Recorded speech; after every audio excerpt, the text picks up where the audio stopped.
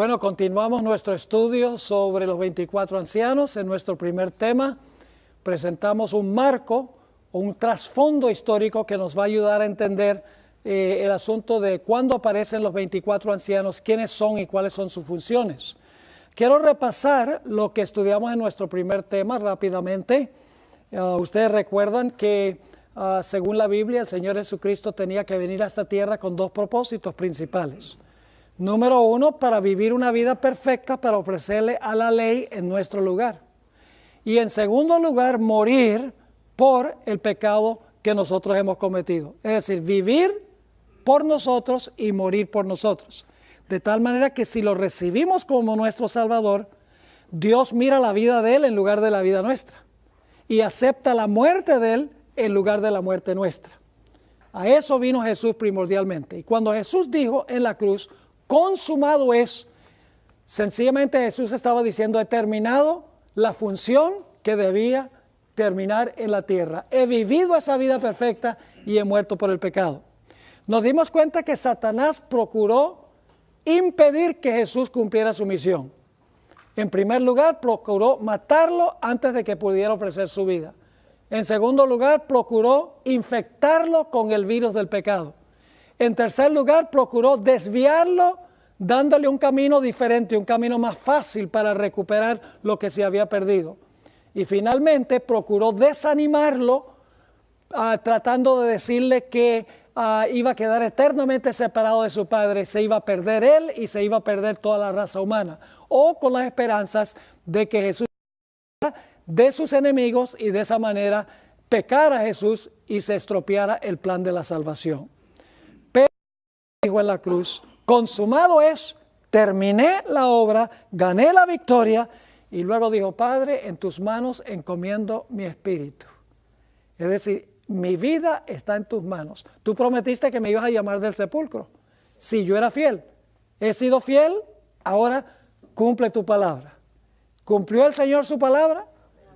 Muy temprano, el primer día de la semana, descendieron estos dos ángeles. Uno de los ángeles le dijo, oh Hijo de Dios, tu Padre te llama.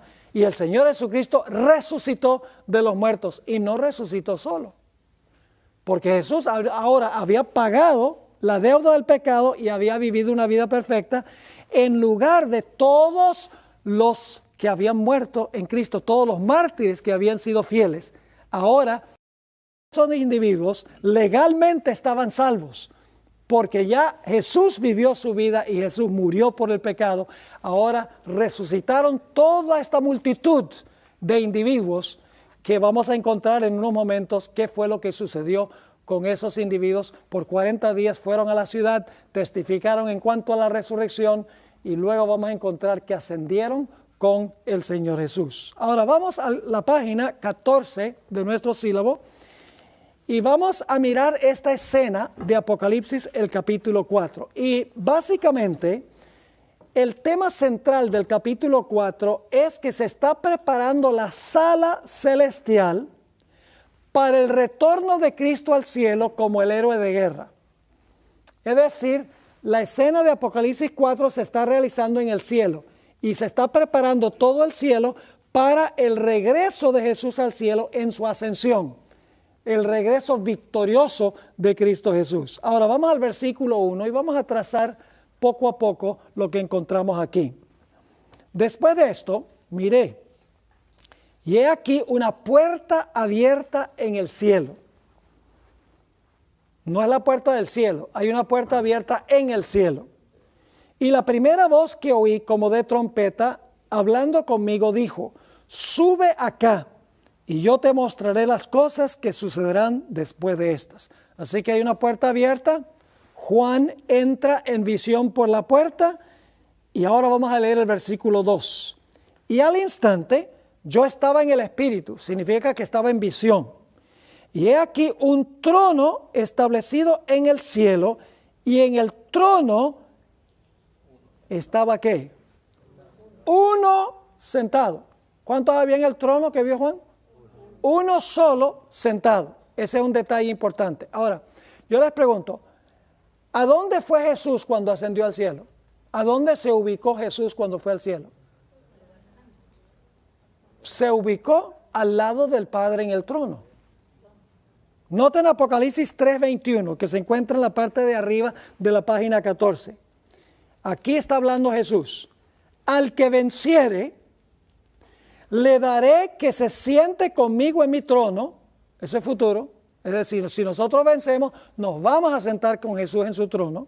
Y luego dice, así como yo he vencido, pasado, y me he sentado con mi Padre en su trono. ¿A dónde se ubicó Jesús cuando ganó la victoria y regresó al cielo?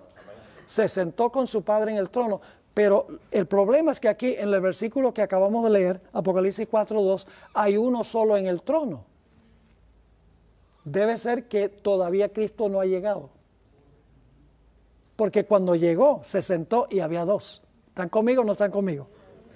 Ahora, hay uno en el trono. No se identifica quién es ese uno, pero lo vamos a ver en unos momentos. Versículo 3. Se da la descripción física del que está sentado en el trono. Dice, y el aspecto del que estaba sentado era semejante a una piedra de jaspe y de cornalina. Y había alrededor del trono un arco iris, semejante en aspecto a la esmeralda. Ahora, el énfasis aquí es un color rojo, un color fuego. El jaspe es una piedra rojiza con venas negras. Y la cornalina es una piedra rojiza con venas blancas. Es decir, el énfasis aquí está sobre el color rojo, el color del fuego, porque Dios está cubierto por una luz gloriosa, según la Sagrada Escritura. Ahora, vamos al versículo 4, esto es en la página 15. Y alrededor del trono, donde hay uno sentado, había 24 tronos. Y vi sentados en los tronos a 24 ancianos, vestidos de ropas blancas con coronas de oro en sus cabezas. Ahora quiero que visualicen esto. Hay una puerta abierta en el cielo. En visión Juan entra por la puerta abierta. Dentro de la puerta ve un trono. Hay uno sentado en el trono. Cuando Cristo llegó había dos, pero ahora solamente hay uno. Describe la escena, la forma en que se ve este personaje rodeado de rojo, rodeado de fuego. Y entonces dice que alrededor del trono había 24 tronos con 24 personajes sentados que se llaman ancianos. Y dice que tenían ropas blancas y tenían coronas de oro sobre sus cabezas. Quiero que visualicen eso. Ahora, noten el versículo 5. ¿A dónde se está realizando esta escena? ¿En qué lugar del cielo? ¿A dónde conduce esa puerta a donde se encuentra el trono con el individuo que está sentado? No cabe duda. Dice en el versículo 5, y del trono salían relámpagos y truenos y voces, y delante del trono ardían 7 lámparas de fuego, las cuales son los 7 espíritus de Dios. Ahora aquí viene la pregunta. ¿A dónde se encontraban las 7 lámparas de fuego en el santuario? Se encontraban en el lugar santo. Así que esta escena se está realizando ¿dónde? El trono está en el lugar santo del santuario. Ahora Jesús murió en el atrio. Cuando fue al cielo, ¿fue a dónde? Al lugar santo. Esto se está realizando en el lugar santo. Ahora, la sierva del Señor en el Conflicto de los Siglos, página 540 y 41, dice claramente a dónde se estaba realizando esta escena. Voy a leer ese pasaje. Dice, los lugares santos del santuario celestial están representados por los 2 departamentos del santuario terrenal. Cuando en una visión le fue dado al apóstol Juan que viese el templo de Dios en el cielo, contempló allí 7 lámparas de fuego ardiendo delante del trono. Vio un ángel que tenía en su mano un incensario de oro. ¿A dónde se encontraba el altar de incienso? En el santo también. Y le fue dado mucho incienso para que lo añadiese a las oraciones de todos los santos encima del altar de oro que estaba delante. Ahora viene explícito. Se le permitió al profeta contemplar el primer departamento del santuario en el cielo y vio allí las 7 lámparas de fuego donde acabamos de leer, y el altar de incienso, representados por el candelabro de oro y el altar de incienso en el santuario terrenal. Así que, ¿a dónde se está realizando esta escena específicamente? Esto está ocurriendo en el lugar santo del santuario. Ahora queremos ir en nuestro sílabo a la página 18. Ustedes pueden leer todo lo que está allí. Hay mucha información valiosa que no estamos cubriendo en estos momentos. Los que van a ver estas presentaciones en DVD y por televisión, hay un sílabo que va con esto, con mucho más información que lo que podemos cubrir aquí en clase. Todos los estudiantes tienen el sílabo, ustedes pueden conseguirlo también. Ahora vamos al versículo 6. Hay otros personajes allí también. Fíjense, hasta ahora hemos visto que en el trono hay uno sentado. Alrededor del trono hay 24 tronos con 24 ancianos sentados. Además de eso están las 7 lámparas de fuego que representan los 7 espíritus de Dios. No es que hay 7 Espíritus Santos. El número 7 significa plenitud o totalidad. Es decir, está presente también allí ¿quién? El Espíritu Santo está presente allí también. Ahora, fíjense el versículo 6. Otros personajes allí. Dice, y delante del trono había como un mar de vidrio, semejante al cristal. Y junto al trono y alrededor del trono, 4 seres vivientes llenos de ojos delante y detrás. Así que quiero que se imaginen, ahí en medio del trono, 4 seres vivientes, que son los 4 seres vivientes que rodean el trono celestial de Dios. Así que tenemos varios personajes allí, en esta escena que se está realizando en el lugar santo. Tenemos a uno sentado en el trono, tenemos a 24 ancianos sentados en tronos, todavía tenemos que identificar quiénes son. En medio del trono tenemos 4 seres vivientes y tenemos las 7 lámparas de fuego que son los 7 espíritus de Dios. Está en su plenitud presente allí ¿quién? El Espíritu Santo. Ahora, la pregunta clave es, ¿quiénes son estos personajes? ¿Quiénes son los 24 ancianos? ¿Quiénes son los 4 seres vivientes? ¿Quién estaba sentado sobre el trono? ¿Y qué representan las 7 lámparas de fuego? Gracias a Dios, el espíritu de profecía lo explica clarito. Y luego vamos a ir a las escrituras para mostrar que lo que dijo la sierva del Señor se encuentra en la Sagrada Escritura. Quiero leerles este pasaje que encontramos en El Deseo de Todas las Gentes, páginas 772 y 773. Dice allí, todo el cielo estaba esperando para dar la bienvenida al Salvador a los atrios celestiales. Ahora, cuando ustedes leen Apocalipsis el capítulo 4, van a descubrir algo muy interesante. Y es que en Apocalipsis el capítulo 4 no está la hueste angélica. No se menciona la hueste angélica. Y en el capítulo 4 tampoco está presente Cristo Jesús. No aparece en el capítulo 4 en ninguna parte. Y según la página 18, que no leímos, en los versículos 8 al 11, los seres celestiales están elevando un himno de alabanza al que está sentado sobre el trono porque Él es el creador. No hay ningún himno de redención.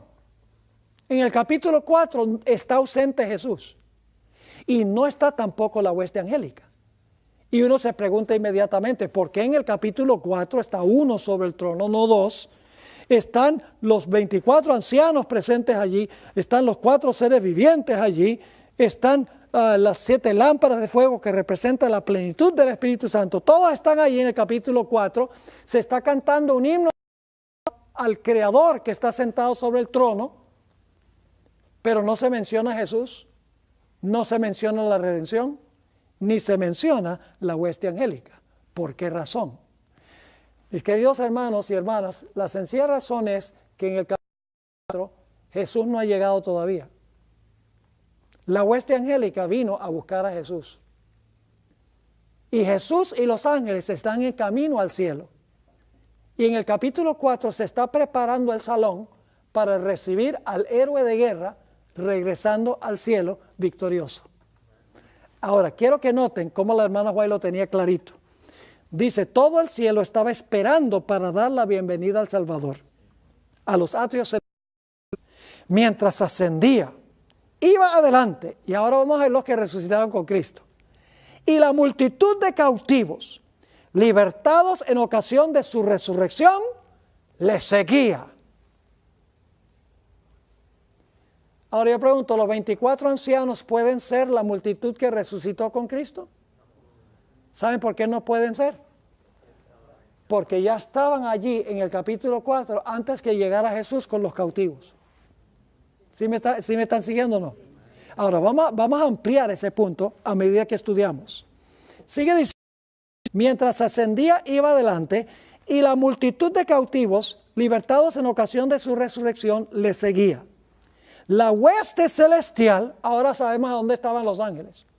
La hueste celestial, con aclamaciones de alabanza y con canto celestial, acompañaba al gozoso séquito. La hueste celestial no está en el capítulo 4 porque vinieron a buscar a Jesús. Sigue diciendo, al acercarse a la ciudad de Dios, la escolta de ángeles demanda, alzado puertas vuestras cabezas y alzaos vosotras puertas eternas y entrará el Rey de Gloria. Gozosamente los centinelas de guardia responden, ¿quién es este Rey de Gloria? Dicen esto no porque no sepan quién es, sino porque quieren oír la respuesta. Jehová el fuerte y valiente, Jehová el poderoso en batalla. ¿Por qué se dice que el que está ascendiendo al cielo es poderoso en batalla? Porque acaba de venir del campo de batalla. Y vamos a encontrar que tiene las heridas que adquirió en el campo de batalla. Sigue diciendo, dicen esto no porque no sepan quién es, sino porque quieren oír la respuesta de sublime loor. Jehová el fuerte y valiente, Jehová el poderoso en batalla, alzado puertas vuestras cabezas y alzaos vosotras puertas eternas y entrará el Rey de Gloria. Vuelve a oírse otra vez. Este es el Salmo 24, ustedes lo saben. ¿Quién es este Rey de Gloria? Porque los ángeles no se cansan nunca de oír ensalzar su nombre. Y los ángeles de la escolta responden, Jehová de los ejércitos, Él es el Rey de la Gloria. Y ahora escuchen. Entonces los portales de la ciudad de Dios se abren de par en par. Y la muchedumbre angélica entra. ¿Por qué no estaban ahí en el capítulo 4? Porque estaban en camino con Jesús al cielo. Dice, la muchedumbre angélica entra por ellos en medio de una explosión de armonía triunfante. Pueden imaginarse millones de ángeles cantando, porque ahora el héroe de guerra está regresando de la tierra con sus heridas del campo de batalla, pero victorioso. Ahora escuchen lo que sigue diciendo. Allí está el trono. Ese es Apocalipsis 4, ¿sí o no? Ahí está el trono. Y en derredor el arco iris de la promesa. ¿Estaba el arco iris en el capítulo 4? Sí. Ahí están los querubines y los serafines. Son los vivientes. Y ustedes dicen, ¿cómo lo sabemos? Porque en Apocalipsis 4 dice que los 4 seres vivientes tienen 6 alas y cantan santo, santo, santo. En Isaías 6, 1 al 3 dice que los serafines tienen 6 alas y cantan santo, santo, santo. Es decir, los seres vivientes, la hermana White los identifica como querubines y serafines. Y luego va a identificar a los 24 ancianos. Y esto lo vamos a estudiar con más detenimiento. ¿Quiénes son los 24 ancianos? Bueno, ya ha dicho que ahí está el trono. Y vamos a encontrar en unos momentos que está sentado uno en el trono. Ahí dice que están los querubines y serafines, que son los 4 seres vivientes. Ahora ella va a describir otro grupo que está presente allí. Dice, los comandantes de las huestes angélicas. 3 frases paralelas que describen el mismo grupo. Todo esto lo vamos a analizar. Los comandantes de las huestes angélicas. Los representantes de los mundos que nunca cayeron. Están congregados. Ahora, no son 3 grupos distintos. No es que los comandantes de las huestes angélicas, los hijos de Dios y los representantes de los mundos son 3 grupos distintos. No, son 3 formas de describir el mismo grupo. Eso se los voy a comprobar a medida que vamos estudiando. Solamente estamos introduciendo el tema para que ustedes puedan visualizar el contexto de donde aparecen los 24 ancianos. Sigue diciendo, el concilio celestial, delante del cual Lucifer había acusado a Dios y a su Hijo, los representantes de aquellos reinos sin pecado, sobre los cuales Satanás pensaba establecer su dominio, todos están allí ¿para qué? Para dar la bienvenida al Redentor. Sienten impaciencia por celebrar su triunfo y glorificar a su Rey. ¿Está claro? ¿Qué está describiendo? El capítulo 4 está describiendo a Dios el Padre. Vamos a encontrar sentado en el trono.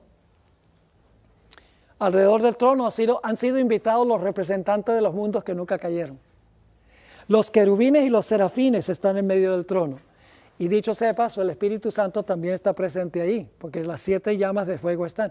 Pero vamos a encontrar en el capítulo 5 que los 7 espíritus de Dios ya no se quedan allí, sino que son enviados a la tierra. ¿Cuándo fue enviado el Espíritu a la tierra? Cuando Cristo ascendió en el día del Pentecostés. Ahora fíjense, todo esto hay que estudiar con detalle. ¿Ve? No es cuestión de decir, son los que resucitaron con Cristo. ¿Por qué? Porque eso es lo que siempre se ha creído. No, nosotros no vamos por tradición. Vamos por lo que enseña la Sagrada Escritura. Ahora, necesitamos ir al capítulo 5. Y para esto vamos a la página 21. Capítulo 5. Ahora, fíjense, el salón de recepción está listo. Todos están presentes allí para darle la bienvenida al héroe de la guerra. El que ha vivido su vida perfecta, el que ha muerto por el pecado y que trae los trofeos de su triunfo como prueba de que ganó. Ahora vamos al capítulo 5 y el versículo 1 y 2. Y vi en la mano derecha del que estaba sentado en el trono un libro, una mejor traducción sería un pergamino enrollado. Un libro, escrito por dentro y por fuera, sellado con 7 sellos. Ahora yo pregunto, mientras el rollo estaba sellado, ¿se podía leer el contenido del rollo? No. Ustedes saben que en Daniel, el capítulo 12, versículo 1, sella las palabras y cierra el libro hasta el tiempo del fin. Nadie podía entender lo que estaba en el libro mientras estuviera sellado. Lo mismo este pergamino. Dice que el pergamino está sellado con 7 sellos. Versículo 2. Y vi un ángel fuerte que pregonaba a gran voz, ¿quién es digno de abrir el libro y de desatar sus sellos? ¿Quién es digno? ¿Quién tiene las cualidades necesarias para romper los sellos y desenvolver el pergamino para que se pueda leer el contenido del pergamino? La palabra digno significa quién tiene las cualidades necesarias, quién está calificado para romper los sellos y para abrir el libro, para revelar qué es lo que contiene. Y ahora se realiza una crisis universal.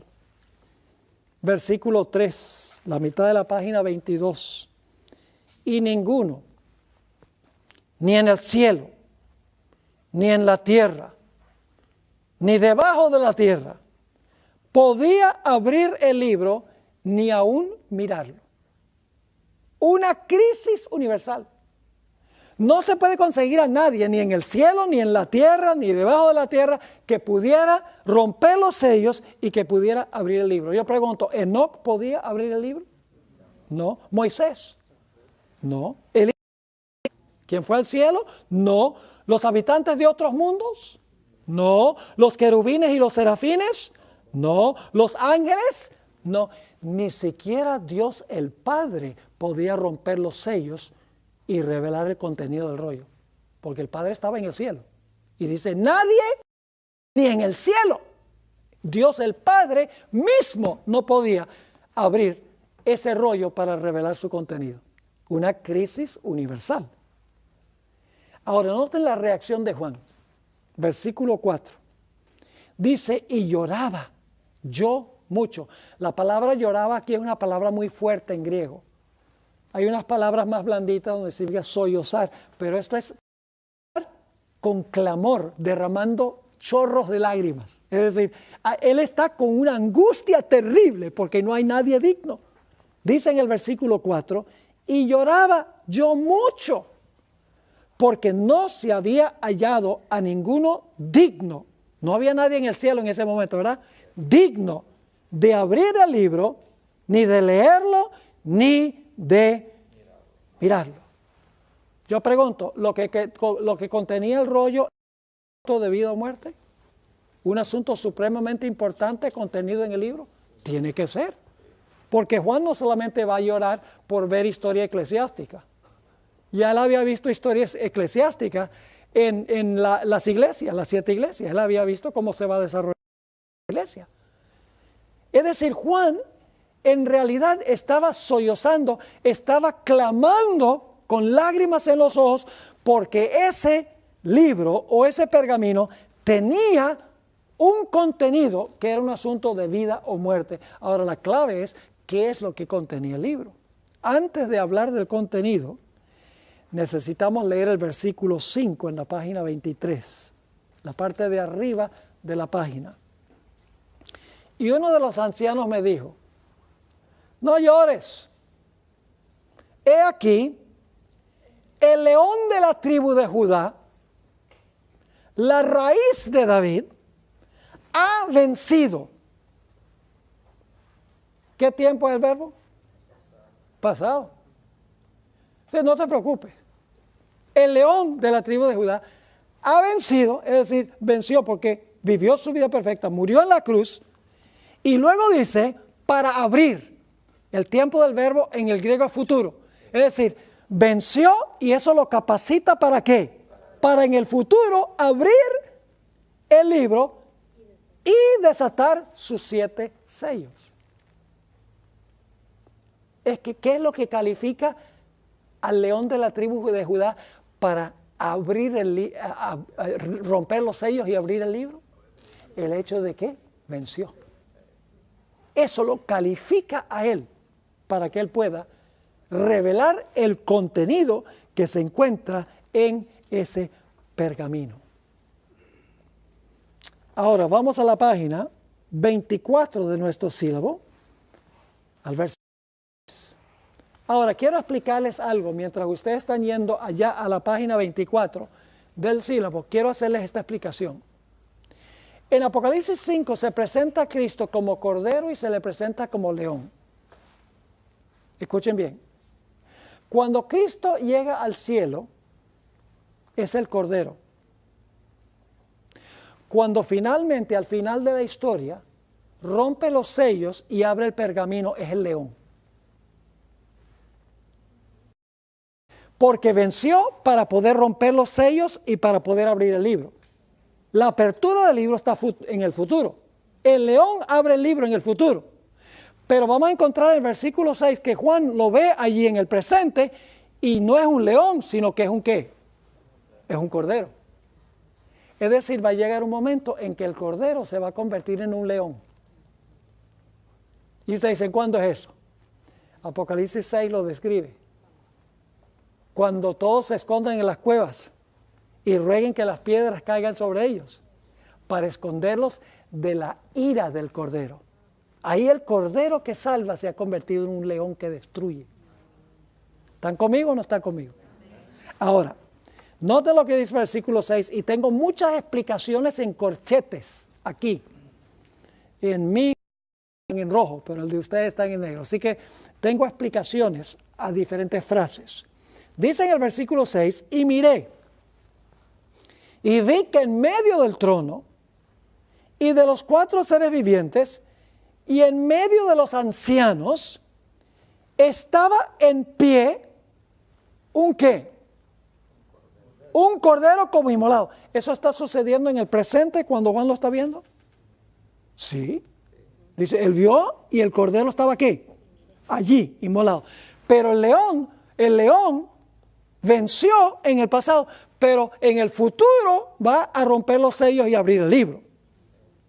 Pero aquí el cordero se hace presente en el lugar que fue preparado en el capítulo 4. Así que dice, vi un cordero como inmolado. Yo pregunto, ¿cuándo fue inmolado? Cuando murió en la cruz. Yo pregunto aquí, ¿está vivo o está muerto? Está vivo. porque si estuviera muerto no estuviera parado. Se está presentando aquí, ¿qué cosa? Vivo en el lugar que se menciona en el capítulo 4. Sigue diciendo, y tenía 7 cuernos, señal de poder. Dicho sea de paso, los cuernos no son como cuernos de animales, sino que son como los cuernos que hay en una corona que representan rayos de luz. ¿Saben que los cuernos que se encuentran en una corona, en realidad la corona es dorada porque representa los rayos de luz? Por ejemplo, Moisés cuando descendió de la montaña dice que le salían cuernos de la cabeza. No significa que le salieron el cuerno pequeño y el cuerno notable, no. Significa que su cabeza le brillaba y parecía cuernos. Así que dice que tenía 7 cuernos, pleno poder, y ahora escuchen esto, y 7 ojos, los cuales son los que... ya vimos eso en el capítulo 4, pero ahora hay un cambio. Dice, los cuales son los 7 espíritus de Dios que enviados por toda la tierra. En el capítulo 4 están los 7 espíritus allí. Pero ¿qué sucede en el capítulo 5? En el capítulo 5, cuando se presenta el Cordero como inmolado, los 7 espíritus son enviados a la tierra. Esto está sucediendo ¿cuándo? Cuando Cristo asciende al cielo y derrama a la tierra, ¿qué cosa? El Espíritu Santo. Sucede en el día del Pentecostés. La hermana White, al pie de la página 24, explica en el libro Hechos de los Apóstoles, página 31 y 32, cuando Cristo entró por los portales celestiales, fue entronizado en medio de la adoración de los ángeles. Tan pronto como esta ceremonia hubo terminado, ahora escuchen bien, Jesús se sentó con el Padre, ¿sí o no? Cuando ascendió al cielo se sentó con el Padre. Luego dice, tan pronto como esta ceremonia hubo terminado, cuando Jesús se sentó en el trono, el Espíritu descendió. Es enviado a la tierra. Descendió sobre los discípulos en abundantes raudales y Cristo fue de veras glorificado con la misma gloria que había tenido con el Padre desde toda la eternidad. El derramamiento pentecostal era la comunicación del cielo de que el Redentor había iniciado su ministerio celestial. De acuerdo con su promesa, había enviado al Espíritu Santo del cielo a sus seguidores como prueba de que como sacerdote y rey había recibido toda autoridad en el cielo y en la tierra y era el ungido sobre su pueblo. ¿Está quedando claro este panorama? En el versículo 7. Te dice, pero pastor, ahí dice que estaba el Cordero inmolado. Sí, estaba el Cordero inmolado, pero el Cordero inmolado vino ahí. Noten el movimiento en el versículo 7. Y vino. ¿Vino a dónde? A donde estaba el que sentado en el trono. Dice, y vino. Y tomó el libro de la mano derecha del que estaba sentado en el trono. Vino significa que no estaba allí. Vino a donde estaba el que estaba sentado en el trono. Versículo 8. Y cuando hubo, dicho sea de paso, en este momento ya no están cantando los seres celestiales. Hay un silencio sepulcral. En unos momentos vamos a leer una cita, vamos a completar la cita del deseado de todas las gentes. Dice en el versículo 8, cuando hubo tomado el libro, los 4 seres vivientes, que son querubines y serafines, y los 24 ancianos, que son los representantes de los mundos que nunca pecaron, se postraron delante del Cordero. Todos tenían arpas, y ahora escuchen, y copas de oro llenas de incienso, que son las oraciones de los santos. Interesante. Según dice esto, los seres vivientes y los 24 ancianos presentan las oraciones de los santos ante el trono de Dios. Y usted dice, ¿cómo es eso? ¿Acaso Jesús no es el que los presenta? Sí, pero los ángeles los llevan allá. Y vuelven a traer respuestas de Dios. ¿Recuerdan la escalera que vio Jacob? ¿Qué había subiendo y bajando por la escalera? Ángeles. Llevan nuestras peticiones ante el trono y vuelven a traer respuestas de Dios. Tienen una función intercesora los ángeles. Así que dice, se postraron delante, y todos estos son detalles importantes para lo que vamos a estudiar en nuestras siguientes sesiones.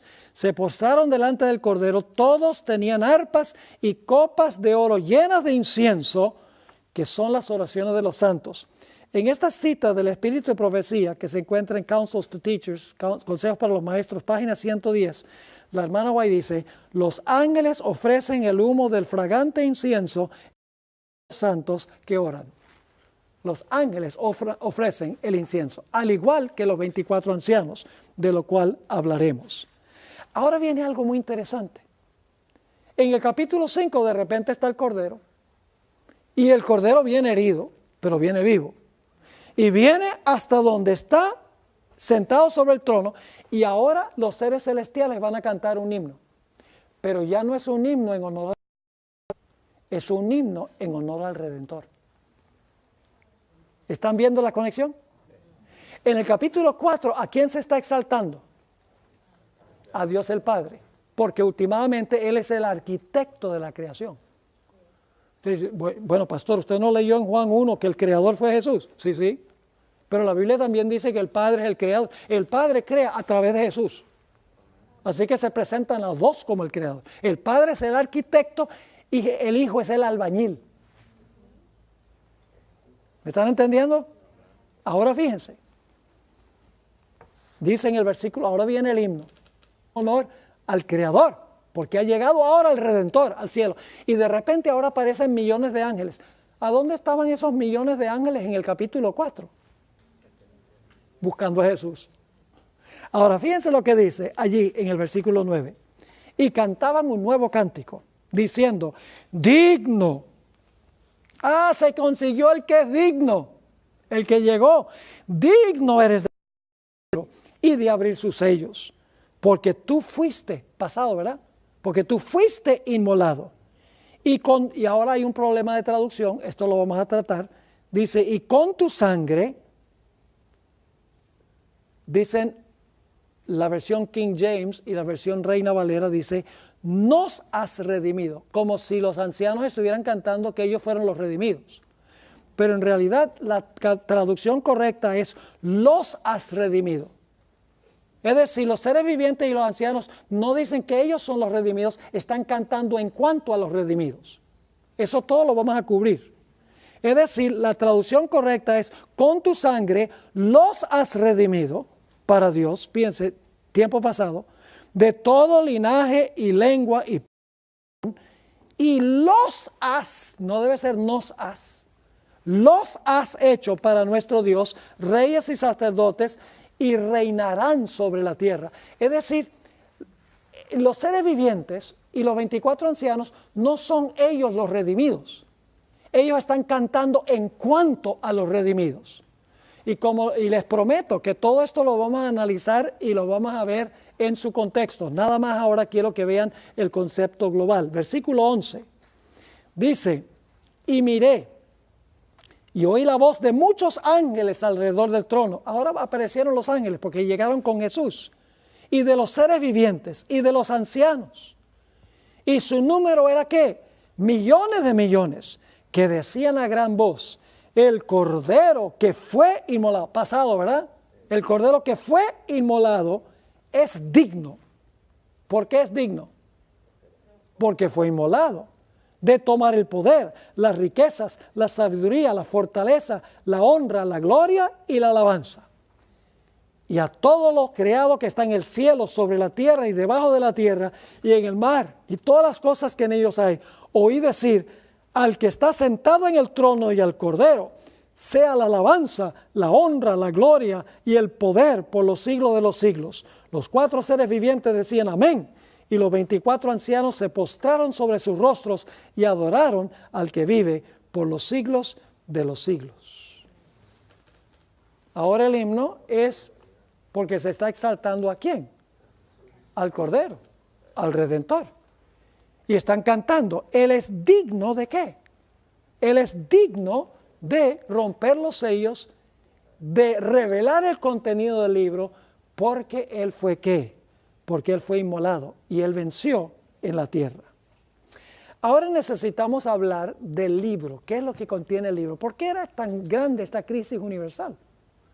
¿Por qué era tan terrible que no hubiese nadie digno de romper los sellos y abrir el libro? Debe ser que hay algo muy importante en ese pergamino. Pero la pregunta clave es, ¿Qué es lo que había en ese pergamino? Solo voy a leer una de las citas que encontramos en la página 27 del sílabo, por la premura del tiempo. Según el testamento del pretorio, un testamento en la ley romana llevaba los 7 sellos de los 7 testigos en las que aseguraban la tableta o el pergamino. Un testamento tal no se podía ejecutar hasta que se rompiesen los 7 sellos. Es decir, el pergamino era un testamento. El testamento de la raza humana es lo que contiene ese libro. Déjenme leerles la otra cita, la primera que está allí, de Ranko Stefanovic. Los arqueólogos han traído a la luz muchos documentos que tienen entre 2, 7 o más. Por ejemplo, la ley romana exigía que un testamento tuviera un mínimo de 7 sellos de testigos para garantizar la validez de su contenido, aun cuando hay evidencia que en ciertas ocasiones se usaban más que 7 sellos. Es decir, que el libro o el pergamino, lo que es un testamento, es el testamento de la raza humana. Ahora, yo pregunto, ¿qué es lo que revela un testamento? ¿Qué contiene un testamento? Un testamento contiene lo que se va a heredar y quién lo va a heredar. Yo pregunto, ¿un testamento lo puede abrir cualquiera? ¿O hay ciertas cualidades que debe tener el individuo para abrir un testamento? Hay una persona que se le delega esa responsabilidad. Ahora, ¿qué sucede si el testamento queda sellado y nunca se abre? Nadie hereda nada. Juan sabía, viviendo en el imperio, que este era el testamento de la raza humana. Que en ese libro estaba registrado cada persona y lo que van a heredar. Si el testamento quedaba sellado o cerrado, nadie iba a heredar la herencia que se había perdido. Nadie iba a recibir la herencia que había perdido Adán.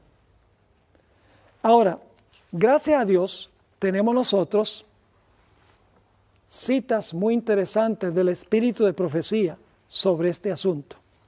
En la página 29 del sílabo, en la página 29, encontramos unas citas muy interesantes de la hermana White sobre lo que contiene este libro. Dice en la primera cita, se encuentra en el documento Manuscript Releases, tomo 9, página 7. Yo traduje esto porque no está en español. Dice, allí en su mano abierta está el libro, el pergamino que contiene la historia de los actos providenciales de Dios, la historia profética de las naciones y de la iglesia. ¿Qué se encuentra en ese pergamino? Toda la historia del mundo y de la iglesia. Dice, el pergamino contiene las declaraciones divinas, su autoridad, sus mandamientos, sus leyes, la plenitud del consejo simbólico del Eterno y la historia de todos los que gobernaron en las naciones. En lenguaje simbólico se halla en ese pergamino la influencia de cada nación, lengua y pueblo desde el principio de la historia hasta su final. El pergamino contiene toda la historia de la raza humana y las decisiones que cada persona tomó dentro del curso de la historia humana que va a determinar si va a heredar la vida o si va a heredar la muerte. ¿Me están entendiendo lo que estoy diciendo?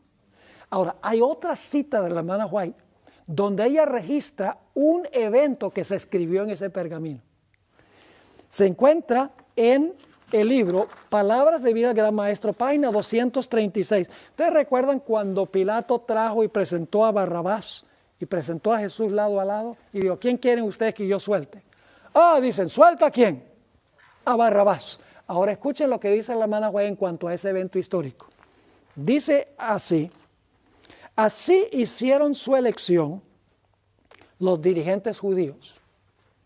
Su decisión fue registrada en el libro que Juan, la mano de aquel que se sienta en el trono, el libro que ningún hombre podía abrir.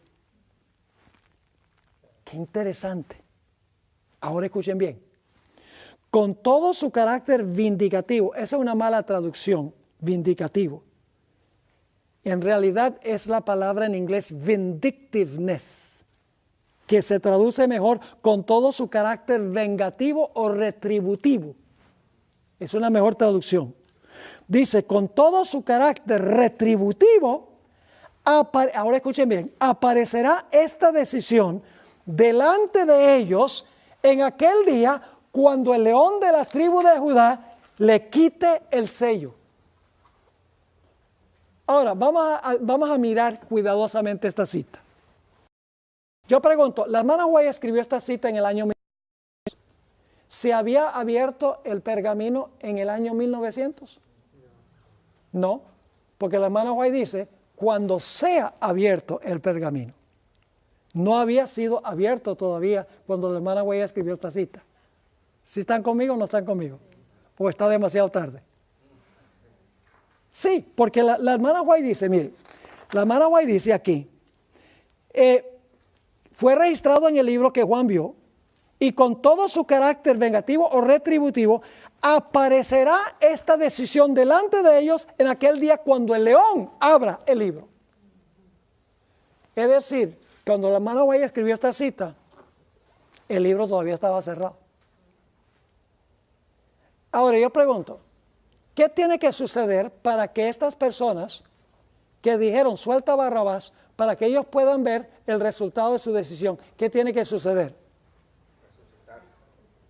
Tienen que resucitar. ¿Y cuándo es que van a resucitar? Después del milenio. ¿Están conmigo o no están conmigo? Van a resucitar después del milenio. Y ahí van a ver el resultado de su decisión. Entonces, ¿cuándo es que se va a abrir el pergamino? Después del milenio. Ahora, quiero leer una cita que encontramos en la página 30 del sílabo. Esto está en el capítulo que se titula El fin del conflicto. Aquí es que se describe cuando se abre el pergamino. Escuchen bien, dice, por encima del trono se destaca la cruz. Esto es después del milenio, ya los impíos todos han resucitado, Satanás y sus ángeles están fuera de la santa ciudad, Dios está sentado en su trono, Jesús sobre un trono blanco. Ahora se abren los libros para mostrarle a Satanás y sus ángeles, a los impíos, el fruto de sus obras. Y dice, por encima del trono se destaca la cruz. Y como en vista panorámica, este es el abrir del rollo, en vista panorámica, aparecen las escenas de la tentación, la caída de Adán y los pasos sucesivos del gran plan de la redención. ¿Recuerdan la primera cita que leímos de la hermana White, donde dice que va a estar toda la historia del mundo en el pergamino? Sigue diciendo, el humilde nacimiento del Salvador, su juventud pasada en la sencillez y en la obediencia, su bautismo en el Jordán, el ayuno y la tentación en el desierto, su ministerio público que reveló a los hombres las bendiciones más preciosas del cielo, los días repletos de obras de amor y misericordia y las noches pasadas en oración y vigilia en la soledad de los montes, las conspiraciones de la envidia, del odio y de la malicia con que se recompensaron sus beneficios, la terrible y misteriosa agonía en el Getsemaní, bajo el peso anonadador de los pecados de todo el mundo, la traición que le entregó en manos de la turba asesina, los terribles acontecimientos de esa noche de horror, el preso resignado y olvidado de sus discípulos más amados, arrastrado brutalmente por las calles de Jerusalén, el Hijo de Dios presentando con visos de triunfo ante Anás, obligado a comparecer en el palacio del sumo sacerdote, en el pretorio de Pilato, ante el cobarde y cruel Herodes, ridiculizado, insultado, atormentado y condenado a muerte. Todo eso está representado a lo vivo. ¿Y quiénes están vivos viéndolo? Los que lo hicieron. Ahora se está abriendo ¿qué?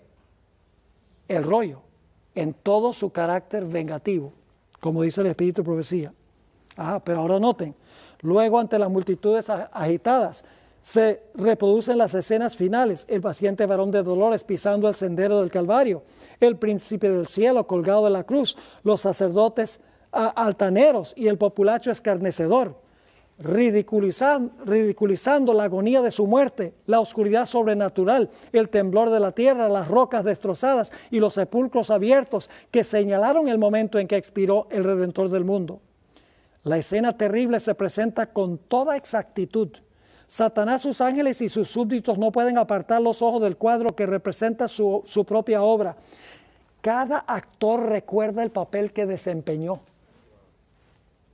Herodes, el que mató a los niños inocentes de Belén para hacer morir al rey de Israel. La innoble Herodías, sobre cuya conciencia pesa la sangre de Juan el Bautista. El débil Pilato, esclavo de las circunstancias. Los soldados escarnecedores, los sacerdotes y gobernantes y la muchedumbre enloquecida que gritaba: recaiga su sangre sobre nosotros y sobre nuestros hijos.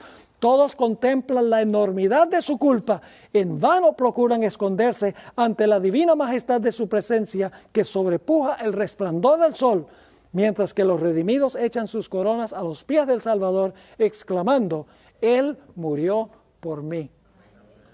¿Se dan cuenta que se está viendo toda la historia de la raza humana? Eso es lo que contiene el rollo. Yo pregunto, ¿los actores que dijeron suéltanos a Barrabás van a estar ahí viéndolo? Porque van a resucitar. El rollo es abierto cuando ellos resucitan y con todo su carácter vengativo o retributivo verán la decisión que han tomado. Pero en ese libro también se encuentran las decisiones que tomaron los hijos de Dios y la herencia que ellos van a recibir. Es decir, el rollo, el pergamino revela lo que van a heredar los justos y lo que van a heredar los impíos. Si no se abre el pergamino o el testamento, nadie hereda nada. Por eso Juan lloró. Porque si no se abre el pergamino, todos están perdidos. La herencia nunca se recupera. Y luego ustedes pueden seguir leyendo esta cita. Se relata a los apóstoles, Pablo, Pedro, Juan, Nerón, la madre de Nerón. Ahora va a la historia eclesiástica y luego el siguiente párrafo va a los 1260 años. Los sacerdotes, prelados, los padres de la iglesia, etcétera. Todos van a ver en visión panorámica cuando se abre ese pergamino o ese rollo. Ahora escuchen bien, cuando se escribió el Nuevo Testamento, los registros se llevaban en libros o en pergaminos. Si Dios estuviera hablándole a un profeta hoy, diría que Dios va a mostrar un DVD o algo mucho más espectacular. No podemos entender la tecnología que va a usar Dios, pero Dios tiene registrada toda la historia de la raza humana en ese pergamino, según leímos en el Espíritu de Profecía. Es el panorama, dice en vista panorámica por encima de la ciudad se ve toda la historia de la raza humana. ¿Qué tecnología tendrá Dios? Y ahí se va a ver toda la historia, las decisiones positivas que se tomaron y negativas que se tomaron. Y después que se termine de mirar todo, entonces todos se van a arrodillar, los justos y los impíos y Satanás y sus ángeles, y van a decir: justos y verdaderos son tus caminos, oh Jehová. Esto. Ahora, quiero regresar a la página 28, solamente nos quedan 4 minutos. ¿Recuerdan que yo leí una cita de la hermana Guaira donde dice que cuando Jesús se fue al cielo, los ángeles estaban cantando y alabando: digno es el Cordero, y estaban todos cantando: abrido puertas eternas, entrará el Rey de Gloria, etcétera? Pero quiero que noten lo que sucedió. Cuando Jesús entró al lugar santo, dice, pero con un ademán, Él los detiene a los que están cantando. Todavía no. No puede ahora recibir la corona de gloria y el manto real. Es decir, no puede sentarse con el Padre. Entra a la presencia de su Padre. Ahí está. ¿Se acuerdan que dice que vino? En el versículo 7, entra a la presencia de su Padre. Señal, aquí se está presentando como el Cordero, pero la hermana White no usa la palabra Cordero, sino que presenta lo que representa el símbolo. Dice, señala su cabeza herida, su costado traspasado, sus pies lacerados, alza sus manos que llevan la señal de los clavos. ¿Cómo se está presentando Jesús? Como el Cordero inmolado. Solo que la hermana White no usa la palabra Cordero, sino que presenta la realidad. Presenta los trofeos de su triunfo. Por eso los 24 ancianos no pueden ser los que resucitaron con Jesús, porque ya están allí antes que Jesús llegue. presenta los trofeos de su triunfo, ofrece a Dios la gavilla de las primicias, aquellos que resucitaron con Él como representantes de la gran multitud que saldrá de la tumba en ocasión de su segunda venida. Se acerca al Padre, ahí está, vino al que estaba allí, se acerca al Padre, ante quien hay regocijo por un solo pecador que se arrepiente. Desde antes de que fueran echados los cimientos de la tierra, el Padre y el Hijo se habían unido en un pacto para redimir al hombre en caso de que fuese vencido por Satanás. Habían unido sus manos en un solemne compromiso de que Cristo sería fiador de la especie humana. Cristo había cumplido este compromiso. Cuando sobre la cruz exclamó, consumado es, se dirigió al Padre. El pacto había sido llevado plenamente a cabo. Ahora declara, Padre, consumado es. He hecho tu voluntad, oh Dios mío. He completado la obra de la redención. Si tu justicia está satisfecha, aquellos que me has dado, quiero que donde yo estoy, ellos estén también conmigo. Eso es el Testamento. Los que tú me has dado, yo quiero que ellos estén a donde yo voy a estar. Ahora viene el clímax. Se oye entonces la voz de Dios proclamando que la justicia está satisfecha. Satanás está vencido. Los hijos de Cristo que trabajan y luchan en la tierra son aceptos en el amado. Delante de los ángeles celestiales y los representantes de los mundos que no cayeron, son declarados justificados. Donde Él esté, allí estará su iglesia. Eso es lo que revela el Testamento. La misericordia y la verdad se encontraron, la justicia y la paz se besaron, los brazos del Padre rodean a su Hijo y se da la orden, adórenlo todos los ángeles de Dios. Y ahora ustedes pueden continuar leyendo. Ahora viene la explosión de armonía triunfante, alabando al Cordero que ha vencido en la batalla en la tierra. Esa es la escena de Apocalipsis 4 y 5. Ahora todavía tenemos mucho que cubrir, porque yo les he compartido varias cosas, he hecho declaraciones, pero no las he comprobado. Pero por eso tenemos 6 sesiones sobre los 24 ancianos. Tenemos muchas cosas que cubrir. Pero pregunto, ¿les quedó claro lo que hemos estudiado hasta ahora? Apocalipsis 4 y 5.